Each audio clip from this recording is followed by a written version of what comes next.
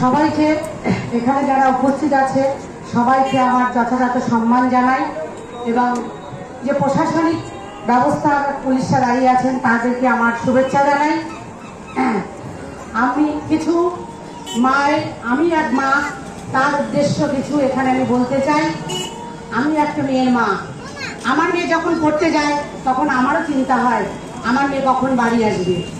তাই প্রতিটা মায়ের মনে হয় যে আজ খালি অভয়া খালি একজন মার সন্তান না, প্রতিটি মায়ের সন্তান।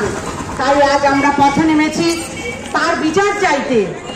তার মা খালি বিচার চাইবে কেন, সারা পৃথিবী বিচার চাইতে নেমেছে। আজ আমরা মেয়ে জাতি, আজ আমরা কেন পথে নেমেছি? আজ তো আমরা সংসারে রান্না বান্নায় স্বামী সংসার নিয়ে ব্যস্ত থাকি, কিন্তু আজ আমাদের দেয়ালে পিঠ থেকে গেছে। তার ফলে আজ আমরা রাস্তায় নেমেছি, আজ আমাদের একদম দেয়ালে থেকে গেছে। তাই সবার কাছে আমার আহ্বান, সমস্ত মা বোনেদের কাছে আমার আহ্বান, আপনারা পথে নামুন।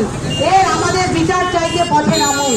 আমাদের মাথার উপর যে নেত্রী আছেন তিনি আমাদের বলেছেন, তিনি আমাদের অনেক সুরক্ষা দিয়েছেন। তিনি আমাদের দিয়েছেন লক্ষ্মীর ভান্ডার, যেন মেয়েরা সংসারের লক্ষ্মী সঞ্চয় করতে পারেন।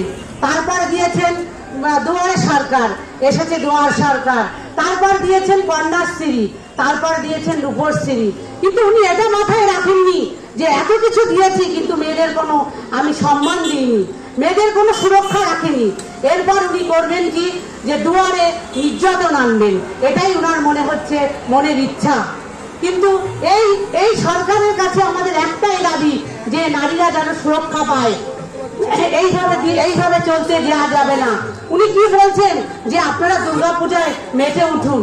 দুর্গা কথা উনি মানে জানেন, দুর্গা হচ্ছে মানে শক্তির প্রতীক, যা মানে আগমনের প্রতীক। দুর্গা হচ্ছে নারী শক্তির প্রতীক, নারীকে আহ্বান করা। কিন্তু উনি কোন নারীকে আহ্বান করছেন, কোন নারীকে উনি সম্মান করছেন যে দুর্গা পুজোয় আমাদের মেতে উঠতে বলছেন? হ্যাঁ, আমরা মানুষরা দুর্গা পুজোয় যাব, কিন্তু আমরা দুর্গা পুজোয় আনন্দে আত্মহারা হয়ে থাকবো যে মায়ের সন্তান তার ঘরে অন্ধকার হয়ে যাবে। আমরা সেই দুর্গা পুজো চাই না। আমরা চাই সবাই একত্রিত হয়ে আমরা আন্দোলনে নামতে, আমরা বিচার ছিনিয়ে আনতে।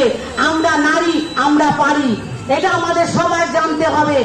যেমন স্বর্গে দুর্গা অসুরকে বধ করেছিল, তেমনি আমরা এই নরকে এসেও আমরা এই কাজ করে যাব। আমাদের এই মেয়েদের সবাইকে অস্ত্র হাতে তুলে নিতে হবে, আমাদের পথে নামতে হবে। হ্যাঁ, দুর্গাপুজো হবে না কেন? তাই বলে সেই আনন্দ উৎসব করে নেয়, তার মধ্যেও আমাদের আন্দোলন রাখতে হবে। এইভাবে চলতে দেওয়া যাবে না। জুনিয়র ডাক্তাররা আজ ওনারা অনশনে বসেছেন, তাদেরকে অভিনন্দন জানাই। তাই পৃথিবীতে একটা সত্যি কথা আছে যে পৃথিবীতে ভালো মানুষ না থাকলে চন্দ্র সূর্য ওঠে না। তাই পৃথিবীতে এখনো কিছু ভালো মানুষ আছে বলে সেদিনে চন্দ্র সূর্য উঠছে। তাই আজ ডাক্তাররাও আজ এখনো বসে আছেন সুবিচারের আশায়। আমাদের ঠাকুর বলেছেন, অনেক ঠাকুর বলেছেন যে নারীদের সম্মান করতে হয়, কারণ তাদের জানতে হবে তাদের গর্ভে আমাদের জন্ম। তাই কেন বুঝতে চাইছেন আমাদের সরকার যে এই এখন উনি বলছেন যে দুর্গাপূজায় মেতে উঠুন, এইটা একটা কথা। উনি অভয়ের মাকে বলছেন যে আমি 10 লাখ টাকার কথা বলেছি ওনার সিটির উদ্দেশ্যে। ওনার সিটির উদ্দেশ্যে ওনাকে টাকা দিতে কে বলেছেন? 10 লাখ টাকা ওনাকে দিতে কে বলেছে? ওনার কি সেই সামর্থ্য নেই? তার সামর্থ্য আছে তার মেয়েকে ডাক্তারি পড়ানোর জন্য, তবুও তিনি এই ধরনের কথা বলছেন। আবার বলছেন যে এই আন্দোলন করলে আমরা বৃহত্তর আমি পদক্ষেপ নেব। উনি কত পদক্ষেপ নিতে চাই? আমরাও পথে নেমেছি, আমরাও দেখাতে চাই যে আমরা নারী, আমরা পারি, আমরাও করে দেখাবো যে এর বিচার কত দূর। তাই সবাইকে আমার সম্মান জানাই, জানিয়ে আমার বক্তব্য আমি শেষ করছি।